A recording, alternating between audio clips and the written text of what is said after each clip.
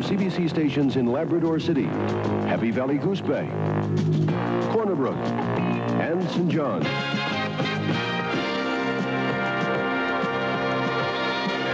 Here and Now with Carl Wells. The Federal Minister of Fisheries has turned down a request from the provincial government to change groundfish allocations for 1984. The city of St. John's loses in its attempt to get the provincial government to reduce a $6 million bill for firefighting services, and we'll speak with some loggers who compare the woods camps and conditions of the past with what they are accustomed to today. The Federal Minister of Fisheries has turned thumbs down on a request by the provincial government to change the allocation of groundfish stocks for 1984. Pierre de Bonnet released details of the groundfish management plan today. He was supposed to do this in St. John's and was supposed to meet with his provincial counterpart Jim Morgan, but foggy weather stopped de Bonnet in Deer Lake. He held a news conference in Corner Brook, and John Penny reports. The allocation of northern cod quotas highlighted the minister's announcement of the 1984 groundfish management plan. 266,000 metric tons will be the allowable catch in those waters to the east and north of Newfoundland. That catch quota already has been the source of a rift between the federal and Newfoundland governments in the restructuring plan for the Atlantic fishery. De Bonnet's announcement did not make any gesture toward changing the allotments for foreign cod catches or the amount which can be taken to other provinces for processing. These are the amounts that has the provincial government upset. He said the allocation for the new super company is over 50,000 tons more than those companies have ever been able to handle. The minister said the foreign allocation is small, and the Newfoundland government is up in arms over a piddling 2,000 tons which would be processed in Nova Scotia. When my parliamentary secretary tells you it's a question of 2,000 tons, this is it. When I talk to them and say, well, what are you arguing against? What make you unhappy? They said, this 2,000 tons. Well, I said, damn it, the people of Newfoundland should be aware of it. Because if you're talking about principle, let's talk principle. 87% will be landed in your province. If you're talking figures, I'm talking about 2,000. And I'm saying it's not preposterous, outrageous. De Bonnet said if the Newfoundland government is willing to jeopardize the fishery restructuring agreement over that small percentage of northern cod, it will have to make a full explanation to the people of the province. John Penny, CBC News, Corner Brook. And still in the Corner Brook area, rain and high winds hit western Newfoundland early today.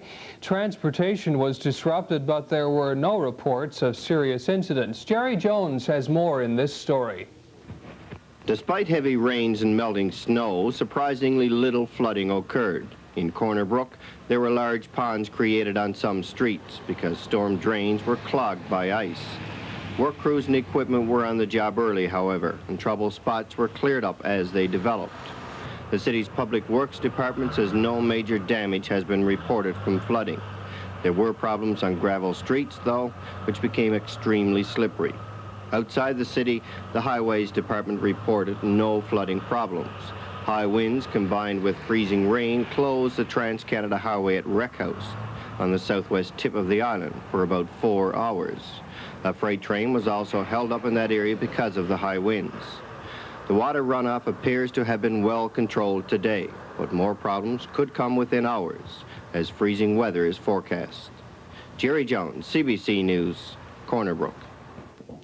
The province's Minister of Finance isn't anticipating much trouble when contract negotiations start up with health care workers early next year. The provincial government plans to limit the pay increases of health employees to 3% and 2% during the next 2 years. While Collins expects the contract negotiations to be lively, he believes workers will understand that the government is financially strapped.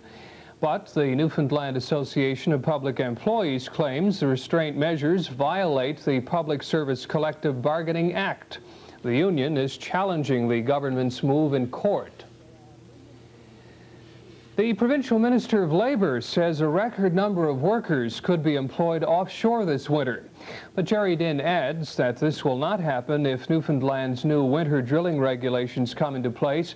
The provincial government has threatened to withdraw its drill rig permits unless 3 helicopters are added to search and rescue facilities on the Avalon. But Ottawa says winter drilling will proceed anyway. Newfoundland and the federal government both issue their own drilling permits, since each claims jurisdiction over the offshore. The provincial government won't be backing down on a large fire protection bill it's given the city of St. John's. The bill for 1984 will come to more than $6 million, up 25% over the last year. Mayor John Murphy says taxes won't be affected by the increased cost, but the city will have to find ways to pay the bill. Debbie Cooper has more on this story. City Council got the bad news in November. Fire protection costs for 1984 were going up a lot. The provincial government owns and operates the fire departments within the city. They pay for their upkeep and the firefighters' salaries. The province then bills St. John's, Mount Pearl, and Wedgwood Park for the service. St. John's pays the lion's share. This year, the city paid nearly $4.75 million for fire protection. Next year, that figure will rise to more than $6 million. But Council has budgeted just over $5 million for next year.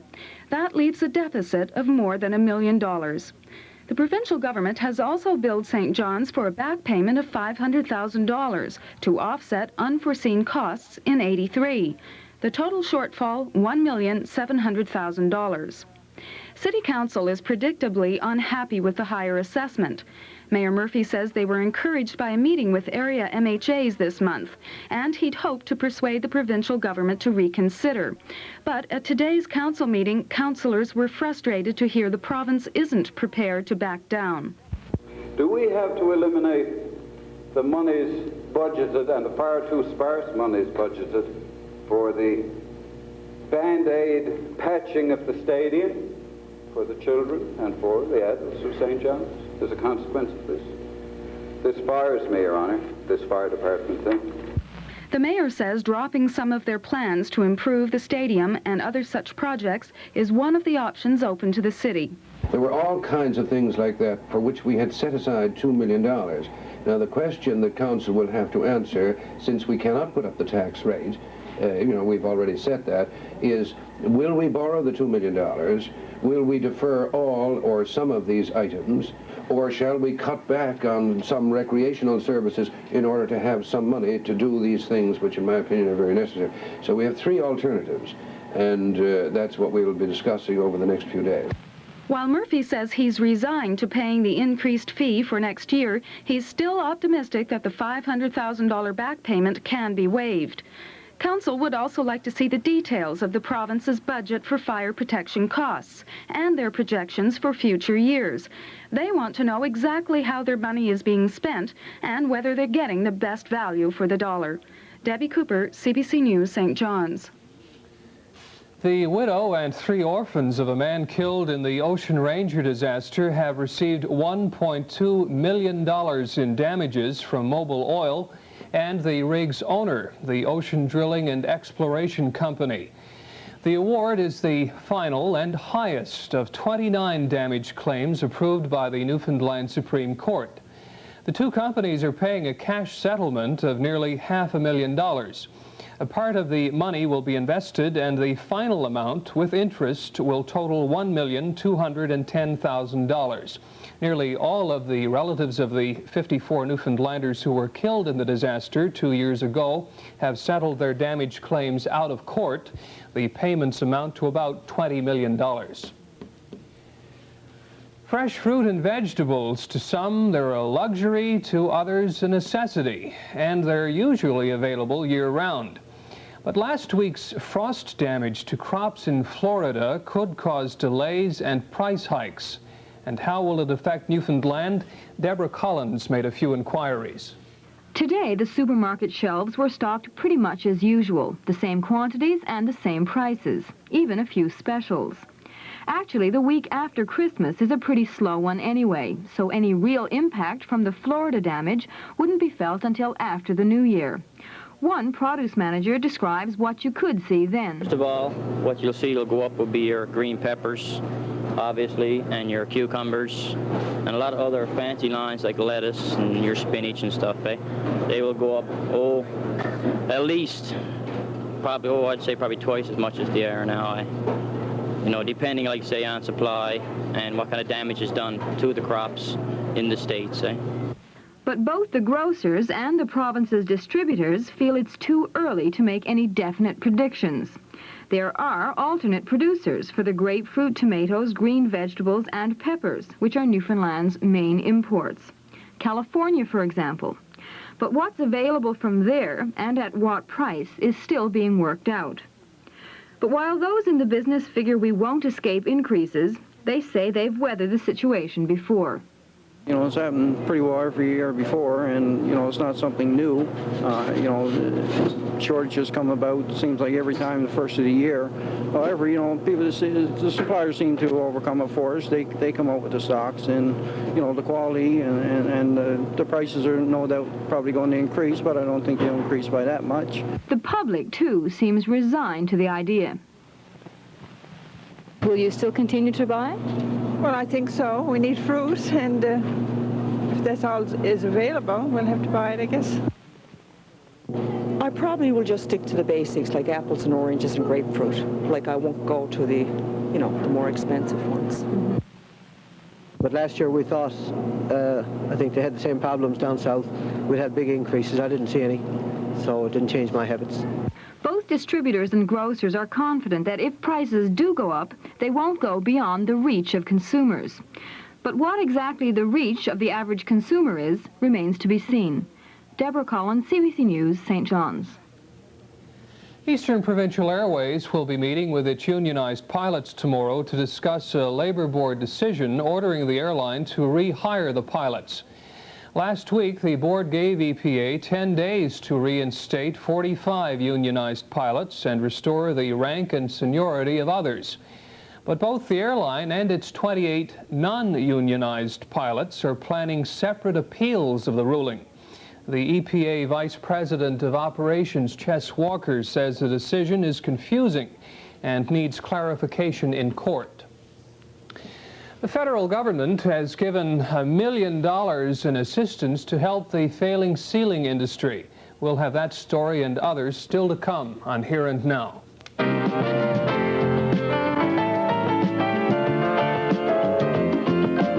This will transform the humdrum dessert into a sinfully satisfying creation.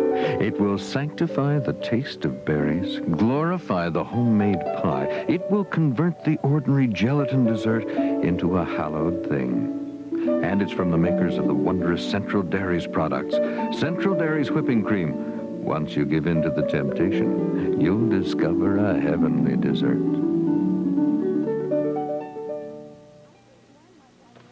There's nothing like all A's. McDonald's. And there's nothing like that tastes of McDonald's. McDonald's and nothing like a hat trick, even now. Oh.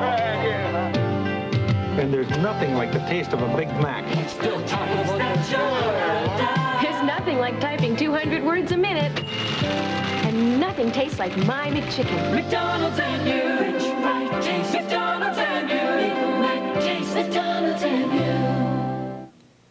Be sure you win this new Teutons value. Play the Teutons Newfoundland and Labrador game. Look for the Teutons coupon included with your beautiful prints when we develop your film. Collect all 4 sections of our provincial map and get your next roll free, plus a free Newfoundland flag pin. See the Teutons coupon for complete details. Get the satisfaction of knowing your film is expertly developed right here in Newfoundland by Newfoundlanders using Kodak paper, equipment, and chemicals. Win with Teutons. Your car has worked hard all year long. Before the trials of cold weather are upon us, have your car winterized at Colonial Garage. Their careful checkup will make sure your car remains a good performer. Need supplies of antifreeze or other accessories? Colonial Garage has everything to boost your car through the season. Appreciate your vehicle. Give it the attention it needs now, before the problems arise. Visit Colonial Garage. And it's time now for the weather with Richard Beaton. And Richard, I heard a rumor that the forecast is pretty good. Tell me up, Carl. Pretty good. No tricks up the sleeve tonight. Not at all. Okay. So it's a much better forecast. In fact, the forecast I thought today would be as long as my arm, but it isn't, which is good news. because we have some good weather coming up for later on, especially into the weekend where I know a lot of people are interested. Lowest temperature in Canada this morning was -37 at Watson Lake in the Yukon Territory and 9 degrees above yesterday in St. Stephen, New Brunswick. Here's what we had today going for us was some snow in Labrador, some rain in the island portion of the province, and temperatures were working out pretty well too. A little bit cooler in Labrador, but somewhat on the milder side in the island portion of the province. Let's go now and have a look at our vista and have a look at across Canada's temperatures. Vancouver snow and -2 today. Edmonton was clear and -26. Regina clear and -22. Winnipeg cloudy and -21. Toronto clear and -9. Montreal with snow and -3. Fredericton overcast and 2 degrees. Halifax overcast and 7 degrees. And Frobisher Bay, it was cloudy and -28, where the wind, at least the wind, the sun now sets at 1:15 Eastern time in the afternoon. Those cold and long Arctic nights. Let's have a look at our temperatures then across the province. It was -12 this afternoon in Wabush and Labrador City. There's a low pressure system. It was -11, overcast skies and snow today in Churchill Falls. -10 this afternoon, -10 this afternoon in Goose Bay and Happy Valley. But that's where the snow stopped. It was mostly overcast and just -4 this afternoon at Cartwright. It was 3 degrees and overcast skies at St. Anthony this afternoon.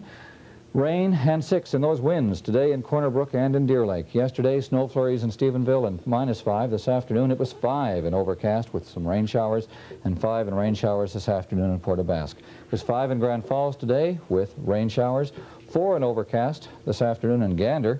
It was 3 degrees today in overcast skies in Bonavista, 5 this afternoon in St. Lawrence, and it was 10 degrees just a little while ago in St. John's. Last evening at this time, it was -5. And 2 was the temperature this afternoon at the rigs.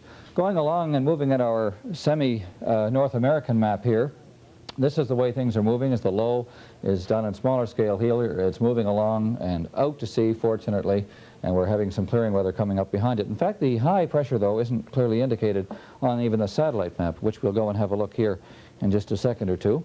Here's our satellite picture, and this is where we live, of course, with the cloud being rather extensive. And here's a system that's going to move up tomorrow to bring some showers and continuing rainy conditions, perhaps to the Avalon and East Coast areas. Other than that, though, it's going to move off, and we have a good forecast, or fairly good at least, coming up for the weekend. But here's the high pressure area that will affect so many areas and bring dry and bright weather for the weekend coming up, generally speaking. Let's go now and just have a quick look at the board again. It's moving along, good weather behind here, and conditions are pretty well here. But there is a low pressure system. We'll move up and bring a few rain showers to the Avalon and East Coast later tomorrow or during the afternoon of tomorrow. Going now to our forecasts for the entire province. We can begin with those and have a look at them. St. John's, Avalon, Burin Peninsulas, Bonavista Peninsula. Tonight, showers, temperature 0 to 2. Tomorrow, intermittent rain, changing to flurries by afternoon, 3 degrees the high, and strong southerly winds, but northwest tomorrow, which brings clearing conditions. For the east, south, west coast, central Newfoundland, showers and fog, temperature 2 to -6 degrees. Tomorrow, cloudy and showers, 3 to 0. The highs tomorrow, strong southerly winds, northwest winds tomorrow, and turning cooler gradually. Goose Bay, tonight clearing. Temperature -22, tomorrow sunny with flurries, temperature -14 and strong westerly winds. For Churchill Falls, tonight cloudy with flurries, temperature -28, tomorrow cloudy with flurries, temperature -20 in Churchill Falls and moderate westerly winds. For Cartwright, tonight mostly cloudy, temperature -18 overnight, tomorrow mostly sunny, temperature -14 and strong westerly winds. Now, for Hopedale, tonight cloudy with flurries, -24 the temperature, the low mostly sunny tomorrow, high -17, strong westerly winds. Finally, for Labrador City, Wabush, a cold and blowing snow warning continued, -31 the low, mostly sunny tomorrow, but cold, -20 with strong westerly winds, and that's for all of western Labrador tomorrow. And that's a brief look at our rundown of our temperatures across the province, but good weather coming up for the weekend, mostly dry, certainly colder in Labrador, but cooler in the island portion of the province as well. And that's the weather. The federal government has decided to spend $1 million to help the sealing industry in Canada. The money will go toward price supporting for the 1983 seal harvest. That announcement, among others, came from Fisheries Minister Pierre de Bonnet, who is in Corner Brook today. We have details about the price support program and reaction from the Canadian Sealers Association, but first, John Penny speaks with the minister. Mr. de Benet, how much of a commitment are you making now to the sealers in Newfoundland?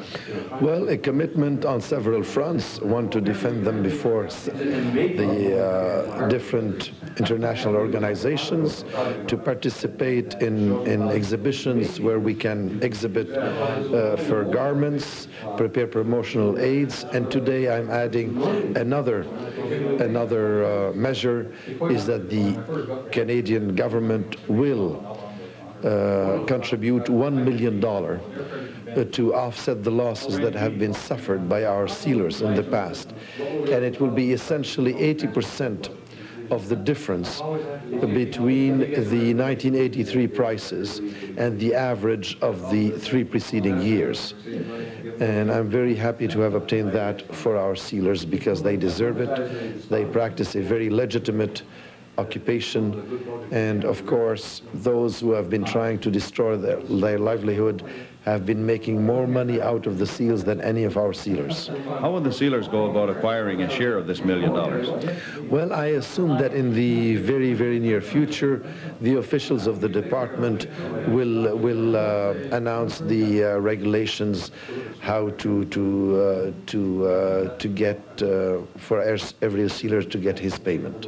Have you any guarantee that the federal government will come through with more monetary support next year? No. No, this decision of cabinet was based on a recommendation that I have received from the Price Support Board, and it was based on that recommendation that I have received. So we will have to wait for I cannot comment, of course, on what will be the recommendation or whatever next year. Presumably, for the sealing industry to survive, there will have to be markets. Can you do anything about that? Well, this is it. About markets at the moment, the Department of Fisheries and Ocean, jointly with the Sealers Association of Canada and the Department of Regional Industrial Expansion, we are studying other markets, other possibilities, other uses, and particularly the establishment of end product, manufactured product within Canada, in our own country. You have also Southeast Asia, etc. But I would be hesitant to give you all the details, so not to give munitions to our enemies. I'm Ken Meeker in our St. John's Production Center, and with me is Mark Small of Wild Cove, and Mark is president of the Canadian Sealers Association. Mark, is that $1 million going to be enough? Yes, I would say that we're very well pleased with $1 million because that's something about what was into the application, I think. And as you know, last year the sealant was only on a very limited scale, somewhere around 40,000. It was bad conditions, the ice conditions were really bad, so there weren't that many seals taken. Now, as you know, it's the Fishermen's Union that put in the application to the Price Support Board, so I think they should get some credit out of this too. But the Sealers Association has lobbied continuously on both levels of government, and Mr. Morgan has lobbied, and today, as a result, we've got this announcement, and we're really pleased. All right, this looks after the 1983 season. There's a market for 1984, but you still don't know if you're going to get a support, if it's going to be necessary. But what about the long-term problem? How long is the federal government going to support the sealers? They can't do it. I don't think they'll do it forever, will they? No, I don't think that fishermen really want the government to support them forever.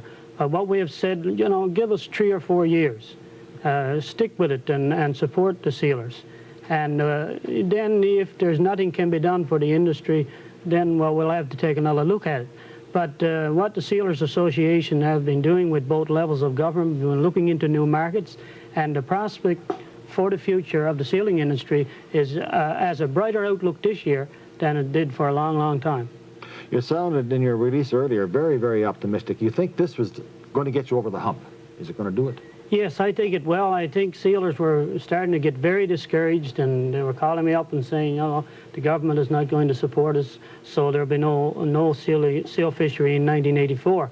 But now that we've got 1983 out of the way, we can go forward into 1984, and I think that today the sealers will start to pull themselves up and say, look, our industry is going to be revitalized, and we're going to pull ahead with it. Thank you very much. Thank you.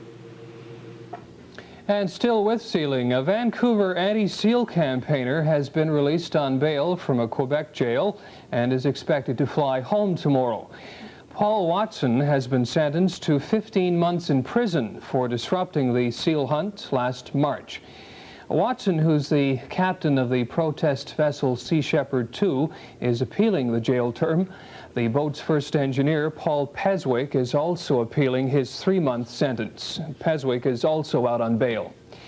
Still to come on Here and Now, a trip to an Abitibi-Price Woods camp where reporter Terry LeDrew speaks with some of the loggers about the past. That and more still to come.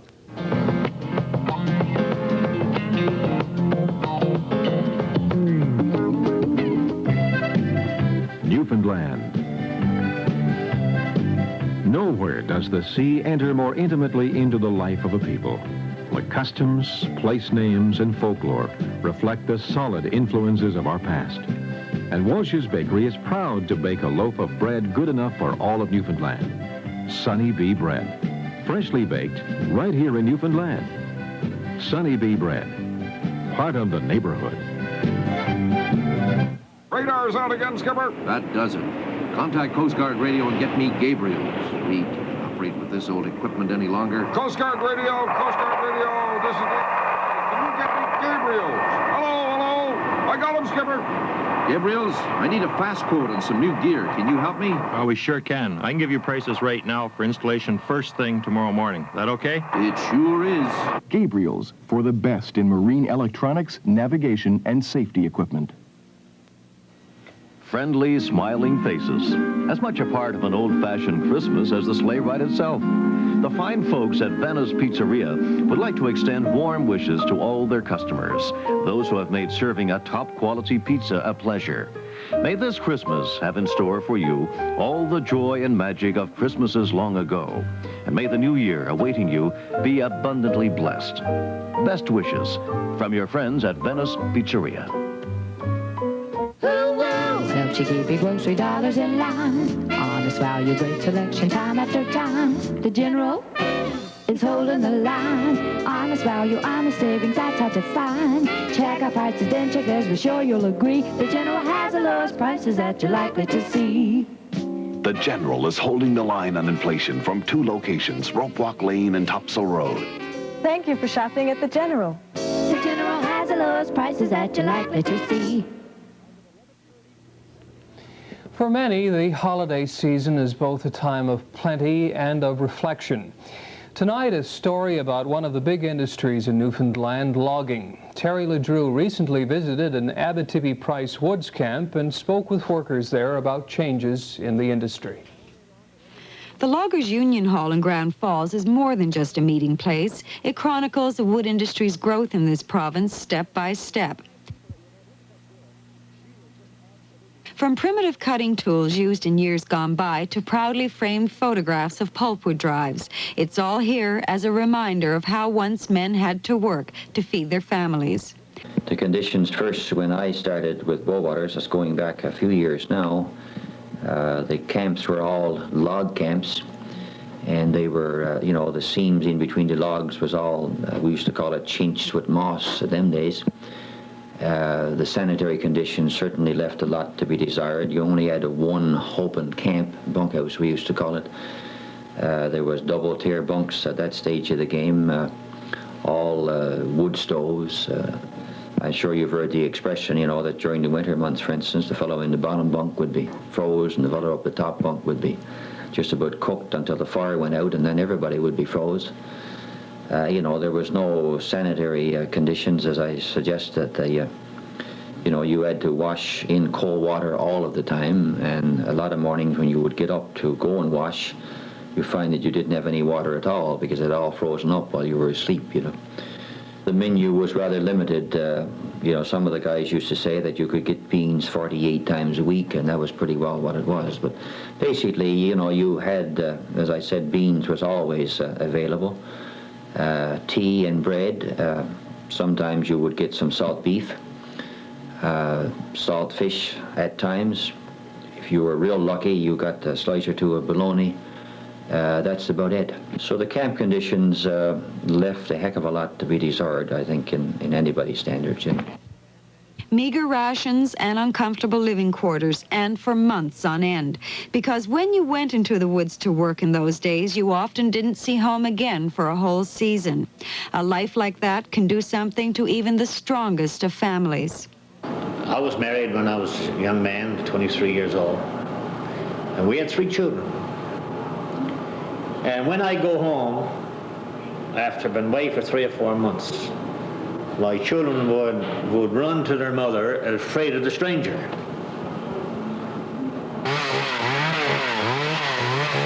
All of this eventually united the loggers to fight for a better deal from the companies. The International Woodworkers Association came in, but as many will recall, died a bloody death back in 1959.